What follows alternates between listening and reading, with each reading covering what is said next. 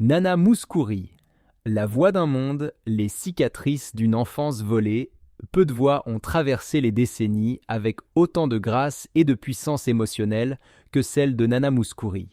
Née Johanna Mouskouri en octobre 1934 à La Canée, en Crète, elle est devenue, contre vent et marée, l'une des artistes les plus emblématiques de la planète. Avec plus de 200 albums enregistrés et plus de 300 millions de disques vendus, elle s'impose non seulement par ses interprétations multilingues dans pas moins de 13 langues, mais surtout par la sincérité bouleversante de son art. Et pourtant, derrière les projecteurs, derrière les ovations et les trophées dorés, une autre Nana se cache. Une enfant blessée, une âme marquée à jamais par la guerre, la pauvreté et la perte. Une enfance sous les bombes. Quand l'Allemagne nazie envahit la Grèce en 1941, Nana n'a que 7 ans. Avec ses parents, Constantin, opérateur de cinéma, et Alice, contrôleuse de billets, elle quitte la Crète pour Athènes, pensant y trouver une vie meilleure. Mais ce qu'ils trouvent, c'est la misère, le froid, le rationnement et la peur. Dans ses mémoires, La fille et qui chantait pour la Grèce, 1999, elle évoque cette époque avec des mots simples, mais déchirants. Je me souviens de ma mère pleurant, parce qu'elle n'avait rien à nous donner à manger. Mon père, lui, restait silencieux, assis dans un coin, comme si toute l'angoisse du monde s'était installée sur ses épaules.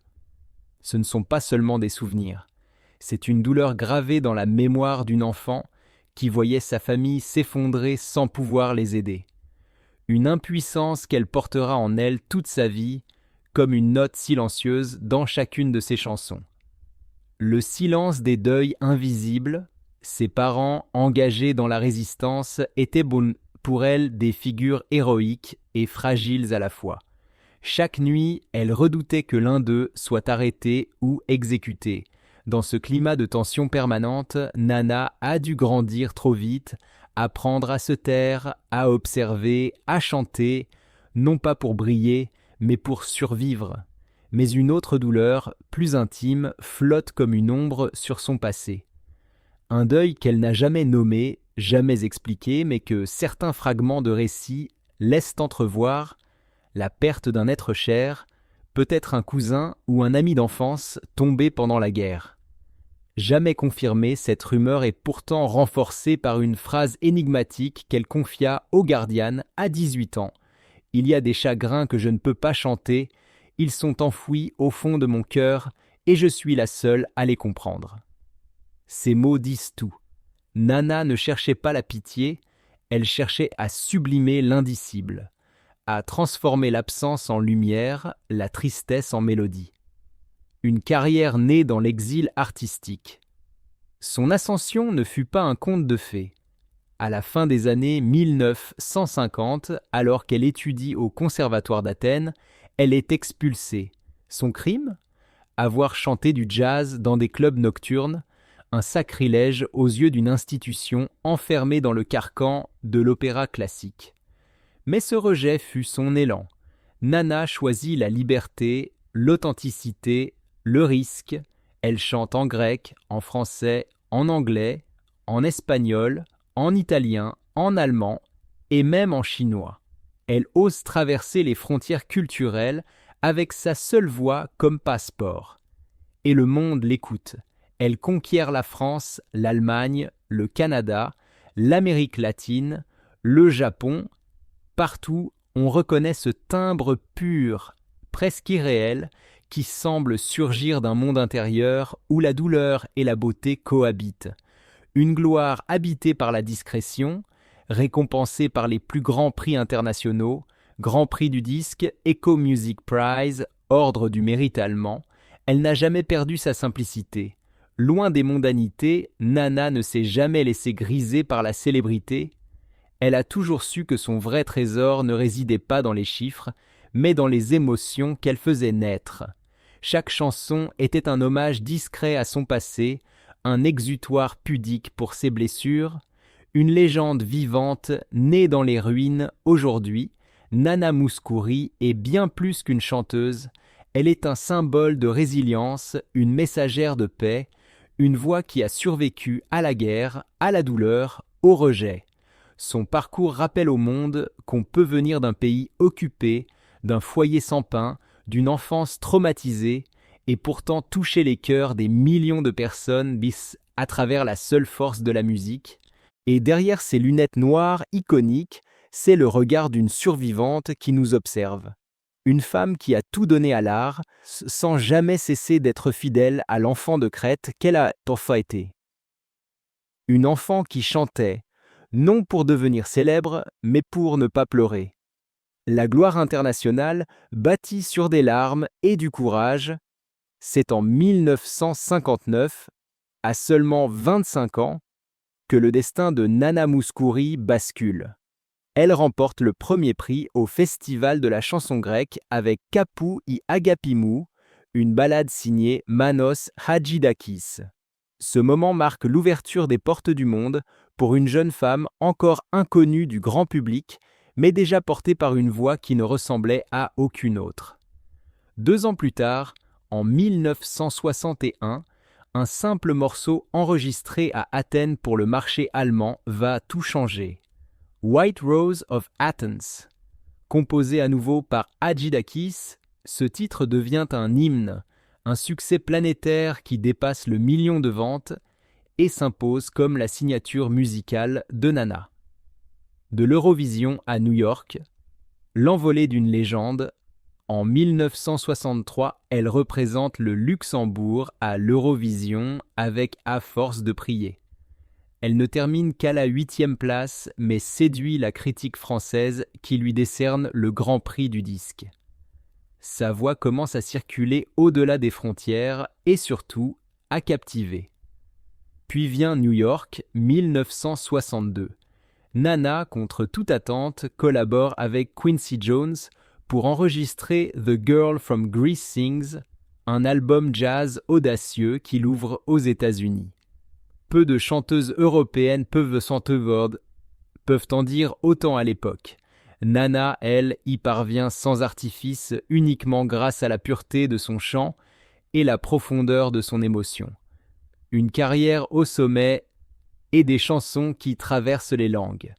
Parmi ses succès les plus retentissants, on retrouve Only Love, 1985, bande originale de la série La fille du Mistral, ou encore Je chante avec toi, Liberté, 1981, un hymne à la paix chanté en 5 langues.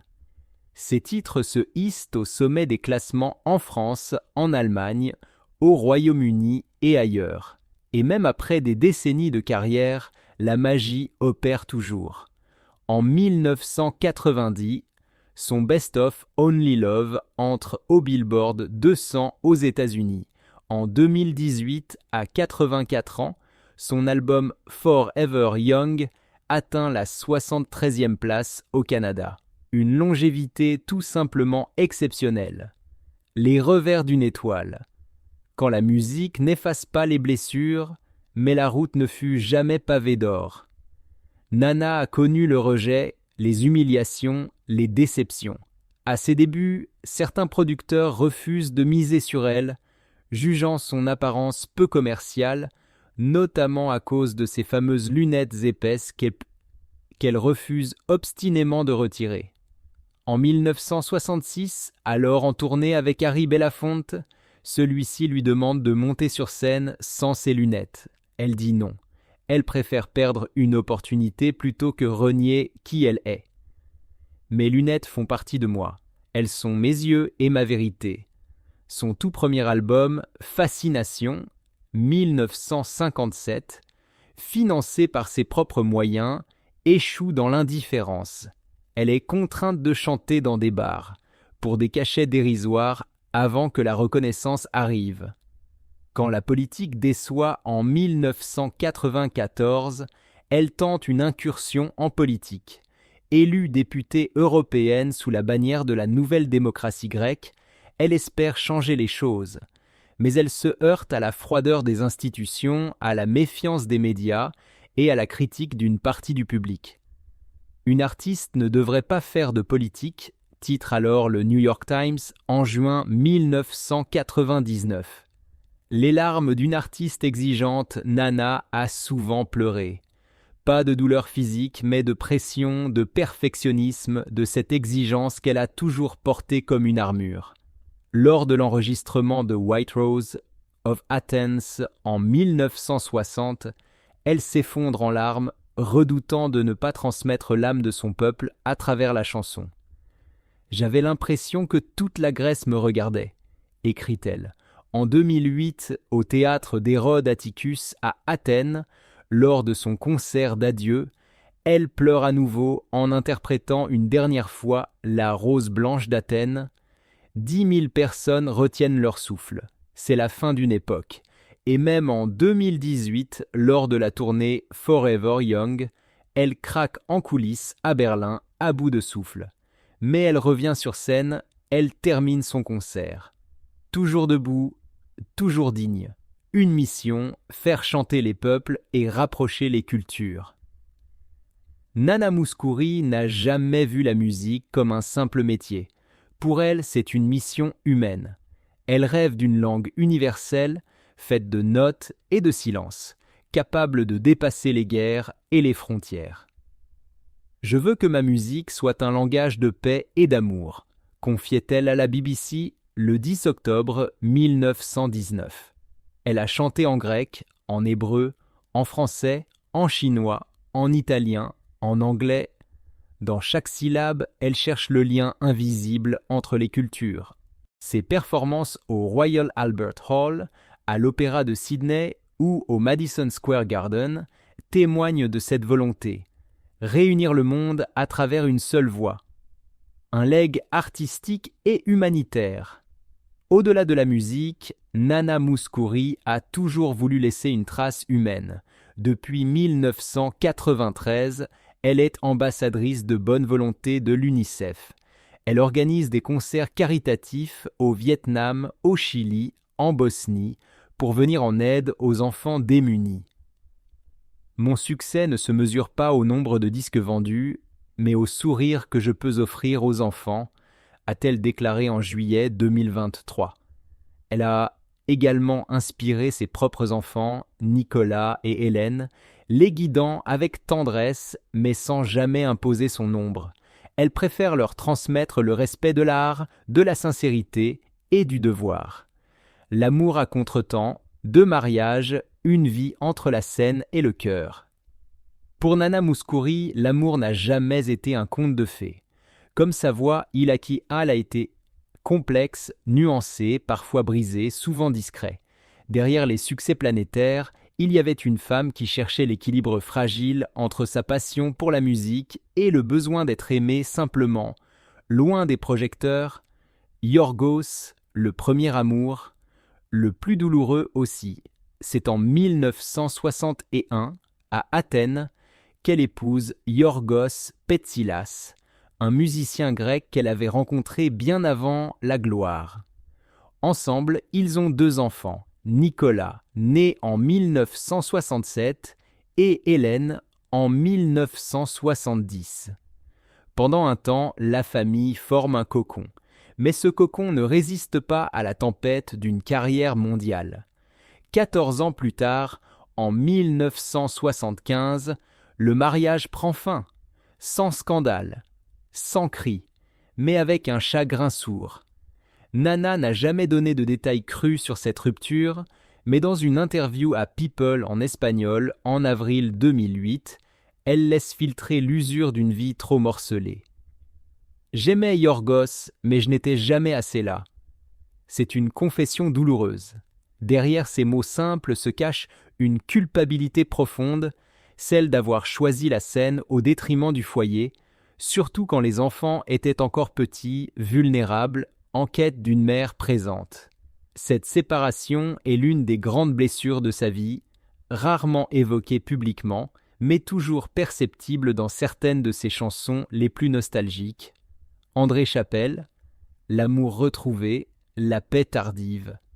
Il faudra attendre près de 3 décennies pour que l'amour frappe à nouveau à sa porte d'une manière plus sereine, plus mature.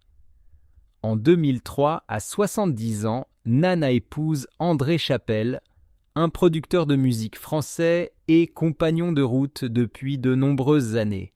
Ils se disent oui en toute discrétion en Suisse, pays paisible où André réside et où Nana trouve un équilibre loin de l'agitation médiatique. Avec lui, elle découvre une stabilité qu'elle n'avait jamais connue auparavant. André, loin d'éclipser son identité, l'accompagne avec bienveillance. Il devient un partenaire de vie, mais aussi un havre, une épaule solide dans les années où le passé devient plus lourd à porter. Mais malgré cette douceur retrouvée, la mélancolie amoureuse ne disparaît pas totalement. Nana l'a dit elle-même dans un entretien confidentiel : « J'ai aimé 2 fois dans ma vie, l'un m'a donné des enfants, l'autre m'a offert la paix, mais il reste toujours une part de solitude qu'aucun amour ne peut effacer. » L'amour entre absence et sublimation. Chez Nana Mouskouri, l'amour n'est pas toujours une présence. Parfois, c'est un souvenir, un rêve inabouti, une note suspendue. Elle n'a jamais cherché à afficher sa vie privée, elle n'a jamais couru après les unes des magazines People. Pour elle, aimer, c'est aussi protéger, c'est ne pas trahir l'intimité des moments partagés, même dans la douleur. Dans ses ballades les plus poignantes, Only Love, Over and Over, Je reviens chez nous, on entend cette forme d'amour pudique, ce besoin d'aimer sans posséder, sans retenir. C'est sans doute là que réside sa force, chanter ce que tant d'autres taisent. Une vie entre la scène et le silence. Le parcours intime de Nana Mouskouri. Il y a des artistes qui occupent la scène avec éclat, mais dont la lumière la plus précieuse est celle qu'ils gardent pour eux. Nana Mouskouri est de ceux-là. Si ses lunettes iconiques, sa voix cristalline et ses chansons en plusieurs langues ont traversé les continents et les décennies, la femme derrière la légende, elle, a toujours su préserver une part de mystère, une part de solitude, une part de silence choisi. Aujourd'hui encore, lorsqu'on l'interroge sur sa vie sentimentale, Nana ne répond pas en termes de conquête ou de réussite. Elle ne cherche pas à donner de leçons. Elle parle avec une sincérité désarmante, parfois douce, parfois douloureuse, de ce que fut son chemin, une succession d'expériences profondément humaines, des joies intimes, mais aussi des échecs, des absences, des distances, et surtout des leçons apprises, non pas dans les cris, mais dans le calme, dans la musique, dans les silences qu'on ne partage qu'avec soi-même. Née dans une époque troublée, marquée par la guerre et les privations, Nana a grandi avec le sentiment d'avoir été privée d'une enfance pleine et apaisée. Ce manque de tendresse, ce vide affectif, elle l'a traîné avec elle comme une note suspendue. Et quand elle est devenue mère, elle a voulu, de toutes ses forces, donner à ses enfants ce qu'elle-même n'avait pas eu. Elle l'a tenté, du mieux qu'elle a pu, mais elle l'avoue aujourd'hui avec humilité. Elle n'a pas été une mère parfaite, elle était souvent absente. Physiquement, bien sûr, car sa carrière la portait d'un continent à l'autre, d'un concert à une tournée, d'un studio d'enregistrement à un plateau de télévision, mais aussi émotionnellement, car même présente, il lui arrivait d'être ailleurs, préoccupée, épuisée, tiraillée entre le rôle d'artiste adulé et celui de mère à construire. « J'ai essayé de donner de la tendresse, dit-elle parfois, peut-être pas toujours comme il fallait, mais avec sincérité. » Et puis, il y a eu ces mariages. Des unions vécues dans l'espoir souvent, mais aussi dans le désenchantement. Elle ne s'en cache pas, elle n'a pas été une épouse modèle, trop souvent dans un autre fuseau horaire, trop souvent en train de chanter l'amour pour des milliers de personnes alors qu'il lui échappait dans le silence de ses nuits. Ses partenaires ont dû composer avec une femme insaisissable, passionnée mais libre, engagée mais exigeante. Une femme dont le véritable amour fut toujours partagé entre deux mondes. L'intime et la scène. Mais si ces mariages n'ont pas toujours résisté à l'épreuve du temps, Nana, elle, est restée fidèle à une seule chose, sa vérité intérieure. Elle ne s'est jamais trahie. Elle n'a jamais joué un rôle pour plaire. Elle n'a jamais cherché à construire une image qui ne soit pas le reflet sincère de ce qu'elle vivait, et c'est peut-être cela, au fond, qui la rend si universelle, si attachante. Cette capacité rare à traverser les décennies, les épreuves, les modes, sans jamais perdre son cap. Dans la solitude, Nana a trouvé une force que peu de gens comprennent. Ce n'est pas une solitude subie, mais choisie. Elle ne fuit pas les gens, elle se retrouve. Elle ne rejette pas l'amour, elle le transforme. En musique, une mélodie, en souvenir chanté, elle ne se livre pas facilement, mais quand elle le fait, chaque mot pèse. Chaque confidence devient un poème discret. Avec le temps, elle a appris à faire la paix avec ses regrets, à les regarder non comme des fardeaux, mais comme des chapitres nécessaires de son histoire. Elle ne cherche pas à les effacer, elle les intègre, elle les chante, elle les honore, car pour elle, la musique n'est pas un métier, c'est un prolongement de l'âme, un moyen de sublimer les cicatrices, de transformer les échecs en leçons, les pertes en lumière, et lorsqu'on l'écoute aujourd'hui, on entend autre chose que la perfection vocale. On entend la vie, on entend la femme, on entend les absences, les distances, les retrouvailles, les silences, les cris intérieurs. On entend surtout une chose essentielle, l'authenticité. Nana Mouskouri privilégie la discrétion et l'élégance à l'éclat et la provocation, marquant les esprits par sa sincérité, ses imperfections et sa musique, révélant sa grandeur dans les interstices de la vie